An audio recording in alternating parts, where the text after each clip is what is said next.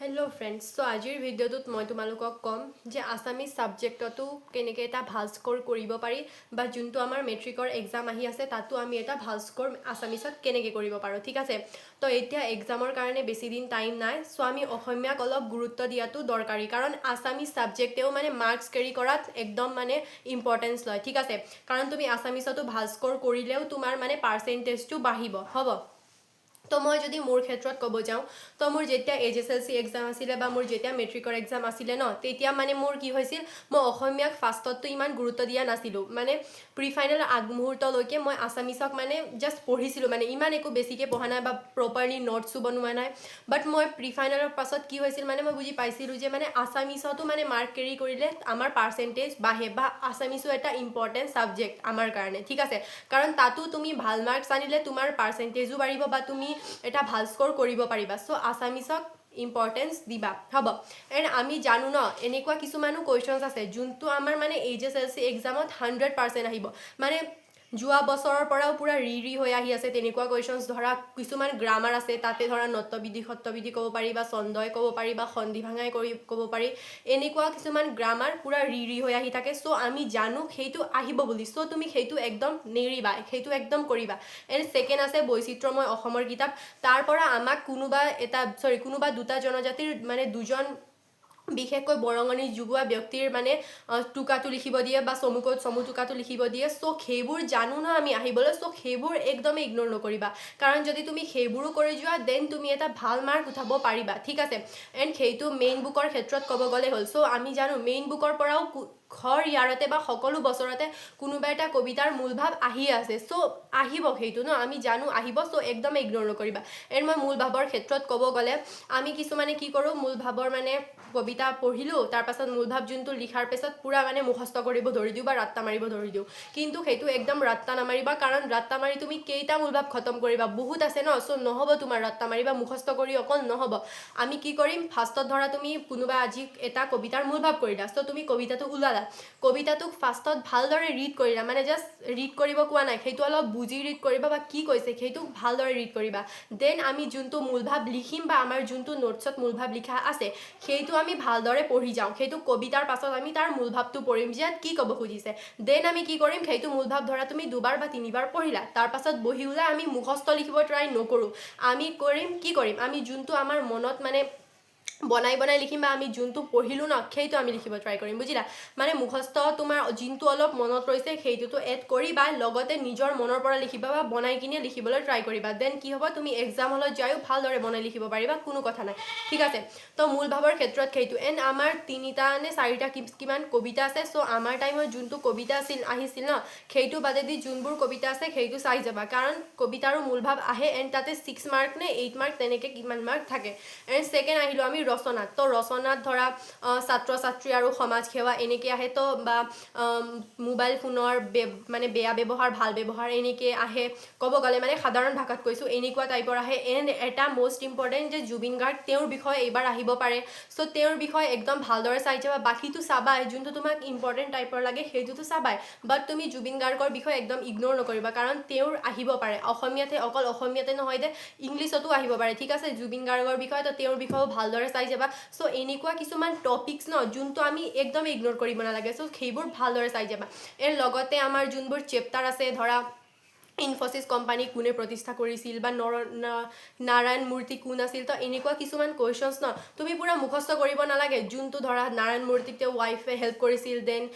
তেওঁ মানে কিবা মানে গহনা কিবা বেছি তেওঁ নিজৰ কোম্পানীটো প্ৰতিষ্ঠা কৰিছিল, এনেদৰে কনচেপ্টবোৰ ক্লিয়াৰ ৰাখা বা কনচেপ্টটো মানে তুমি ক্লিয়াৰ কৰি লোৱা, দেন তুমি বনাই লিখা ফুল মাৰ্কছ পাবা। এণ্ড টিচাৰে জানে মানে কোনে মুখস্থ কৰি লিখিছে কোনে বনাই লিখিছে, তুমি বনাই লিখিলেও ভাল মাৰ্কছ উঠাই ল'বা ঠিক আছে, কোনো কথা নাই, বাট তুমি অলপ ট্ৰাই কৰিব লাগিব। এণ্ড এতিয়াও টাইম আছে, ট্ৰাই কৰা হৈ যাব, নোহোৱাত কোনো কথা নাই। এণ্ড তাৰপাছত বৈচিত্ৰ্যময় অসমত ধৰা তুমি 10 মাৰ্ক উঠাই ল'লা, গ্ৰামাৰত যিমান আহে তাত ধৰা 15 মাৰ্ক আহিলে ধৰা 13, 12, 13 মাৰ্ক উঠাই ল'লেও তোমাৰ বেছিকখিনি উঠি উঠি যাব ন এণ্ড শ্বৰ্ট কুৱেশ্যনটো আমি পাৰিমে লগতে লং কুৱেশ্যনছ কিছুমান আহিব সেইবোৰ তুমি বনাই লিখিবা এণ্ড এতিয়াও যদি কনফিডেণ্টকৈ থাকা ন কনফিডেণ্টকৈ ভাবা যে মোৰ এক্সাম ভাল হ'ব বা এইটো এক্সাম মোৰ লাইফৰ এটা ভাল এক্সাম হ'ব তেনেকৈ যদি ভাবা দেন তোমাৰ ভাল হ'ব ডিম'টিভেট ইমান ফিল নকৰিবা কাৰণ অসমীয়া এনেও এটা ইজি ছাবজেক্ট এণ্ড ইয়াতে ধৰি যদি তুমি বনায়ো লিখা তেতিয়াও এটা ভাল মাৰ্ক পাই যাবা এণ্ড এটা মষ্ট ইম্পৰ্টেণ্ট কথা কওঁনে ধৰা কোনোবা এটা কুৱেশ্যন আহিছে ধৰা এণ্ড তোমাৰ লাষ্টত টাইম ৰৈ গৈছে ফাৰ্ষ্টত ধৰা তুমি জনাখিনি কৰিলা এণ্ড লাষ্টত ধৰা কোনোবা এটা কুৱেশ্যনছ ৰৈ গৈছে ধৰা চ' তোমাৰ টাইমো আছে দেন তুমি কি কৰিবা সেইটো কুৱেশ্যনছ অলপ নাজানা ধৰা সেইটো কুৱেশ্যনছ বাট সেইটো টপিকত ৰিলেটেড কিবা মানে লিখি আহিবা মানে এনেই এৰি নাহিবা কিবা লিখি আহিবা লাগিলে 1 মাৰ্কে পাওক তুমি 4 মাৰ্কত 1 মাৰ্কে পোৱা বাট লিখি আহিবা এনেই মানে ব্লেংক পেজ এৰি নাহিবা তোমাৰ লিখি আহিলে কি হয় তাতে ধৰা অলপ মানুহ কিবা হ'লে ধৰা আধা মাৰ্কে দিলে তোমাক ধৰা আধা মাৰ্ক দিলেও তোমাৰ মাৰ্কটো এটলিষ্ট বাঢ়িব ন চ' তেনেকৈ লিখি আহিবা এণ্ড কিবা কুৱেশ্যন আছে তাৰ ৰিলেটেড কি আছিল সেইটো লিখি আহিবা বাট লিখি আহিবা মানে ব্লেংকটো নেৰিবা নহ'লে কিন্তু মানে যিমান মাৰ্ক আছিলে এনেইতো নোপোৱাই ন কিন্তু পোৱাটোও নোপোৱা মানে বুজিলা এণ্ড নিগেটিভ মাৰ্ক নাথাকে চ' এনে ব্লেংক নেৰিবা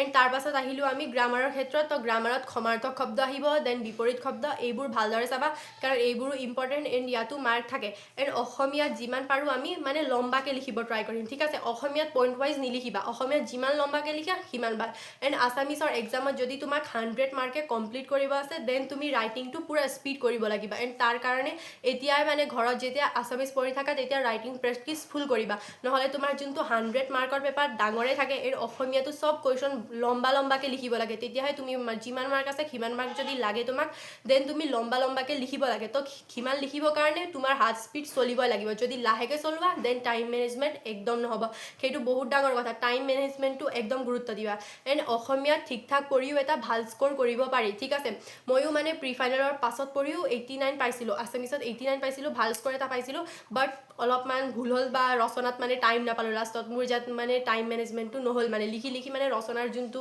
লাষ্টত আছিলে ন তাৰ আধা লিখোঁতে মানে টাইমটো গুচি গ'ল চ' তেনেকুৱা নকৰিবা এণ্ড যদি এইবোৰ ভালদৰে কৰি যোৱা তেতিয়াও এটা ভাল মাৰ্ক পাই ল'বা ঠিক আছে বা ভাল মাৰ্ক এটা উঠাই ল'ব পাৰিবা এণ্ড মই মোৰ যোনটো টেলিগ্ৰামৰ চেনেলটো আছে তাতে মই অসমীয়াৰ নোটছ ৰচনা তাৰপাছত ছন্দ এইবোৰ সকলো দি দিছোঁ চ' যদি টেলিগ্ৰামত জইন হোৱা নাই তেন্তে জইন হৈ লোৱা এণ্ড মোৰ শ্বৰ্টবোৰত বা ভিডিঅ'বোৰতো মানে ছন্দ গ্ৰামাৰ এইবোৰৰ কিছুমান কুৱেশ্যনছ আছে যদি তোমাক লাগে বা তুমি কৰা নাই তেন্তে কৰিবা কাৰণ ছন্দৰ পৰা পূৰা 4 মাৰ্ক আহিব ঠিক আছে যদি ছন্দ চাই যোৱা 4 মাৰ্ক গোটা তোমাৰ 4 নে 5 মাৰ্ক আহিব চ' যিমান মাৰ্ক আহিব সেইটো তোমাৰ কাৰণ ছন্দটো পূৰা ইম্পৰ্টেণ্ট এণ্ড সেইটো আহিবই বুজিলা এণ্ড এতিয়া যোনবোৰ আমাৰ PYQ কুৱেশ্যন আছে ন সেইটো ধৰা টেষ্ট পেপাৰৰে হওক বা টেষ্ট পেপাৰৰ যোনবোৰ ডিষ্ট্ৰিক্টৰ আহিছে সেইবোৰে হওক বা কুৱেশ্যন বেংকৰ পৰা উঠাই লৈ সেইবোৰে হওক সেইবোৰ পূৰা সলভ কৰিবা ধৰা আগৰ যিমান কুৱেশ্যনছবোৰ আহিছে সেইবোৰ ৰিপিট হয় বুজিছা তুমি কুৱেশ্যন বেংকত চালে দেখিবা ন তাতে ব্ৰেকেটতো থাকে কোনোবা ধৰা 9 চনত আহিছে 18 চনত আহিছে বা 16 চনত আহিছে তেনেকৈ পূৰা কমা দি থাকে ন চ' সেইবোৰ হয় তাতে থাকে ন পূৰা বছৰ আহি থাকে চ' সেইবোৰ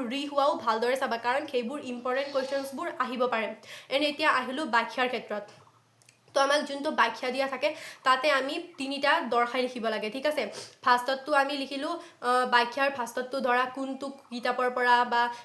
কোনটো কবিৰ দ্বাৰা মানে লিখা সেইটো লিখিলোঁ দেন তাৰপাছত কি মানে সন্দৰ্ভত কৈছে বা কি তাৎপৰ্যত কৈছে সেইটো লিখিলোঁ এণ্ড লাষ্টত আমি ব্যাখ্যা লিখিলোঁ যদি এই 3টা তুমি ষ্টেপত যদি ব্যাখ্যাটো লিখি লোৱা দেন তুমি ব্যাখ্যাত ধৰা 4 মাৰ্ক আছে 4 মাৰ্ক তোমাৰ 5 মাৰ্ক আছে 5 মাৰ্ক তোমাৰ চ' এনেকৈ লিখিবা এণ্ড যিমান পাৰা অলপ বহলাই লিখিব ট্ৰাই কৰিলা এইটো কোৱা নাই যে পূৰা পেৰেগ্ৰাফ ভৰাই টাইম মেনেজমেণ্টটো পাহৰিবা এইটো কোৱা নাই বাট অলপ হ'লেও বহলাই লিখিবা তেতিয়া কি হ'ব ফুল মাৰ্কছ পাই যাবা এণ্ড অসমীয়াত স্পেলিং মিষ্টেক্সটো হয় ন স্পেলিং মিষ্টেক্সলৈ গুৰুত্ব দিবা কাৰণ লিখোঁতে ভালদৰে মন কৰিলে ইমানো স্পেলিং মিষ্টেক্স নহয় এণ্ড যোনবোৰ মানে ইংলিছ মিডিয়ামৰ ষ্টুডেণ্ট তেওঁৰ কমেণ্টতো আহিছে যে অসমীয়াত দিগদাৰ হৈছে চ' তোমালোকে যদি বুজি লিখিব নোৱাৰা দেন মুখস্থ কৰিবা বাট মানে যিমান পাৰা অলপ বুজি লিখিব ট্ৰাই কৰিবা তেতিয়া আমাৰ কি হ'ব মানে কনচেপ্টটো যেতিয়া ক্লিয়াৰ হয় ন ধৰা এক্সাম হলত গৈ ষ্ট্ৰেছতে যদি তুমি কুৱেশ্যনটো পাহৰি যোৱা ন তেনেকুৱা হয় ন ষ্ট্ৰেছ ইমান থাকে যে আমি এনচাৰটো পাহৰি যাওঁ কুৱেশ্যনটো কোন আছিলে এনচাৰটো মানে খেলি মেলি হৈ যায় চ' যদি তেনেকুৱা হয় তেতিয়া তুমি বনাই লিখিব পাৰিবা ঠিক আছে চ' যিমান পাৰা মানে কনচেপ্টটো বুজিব ট্ৰাই কৰিবা দেন তোমাৰ এক্সাম ভাল হ'বই ঠিক আছে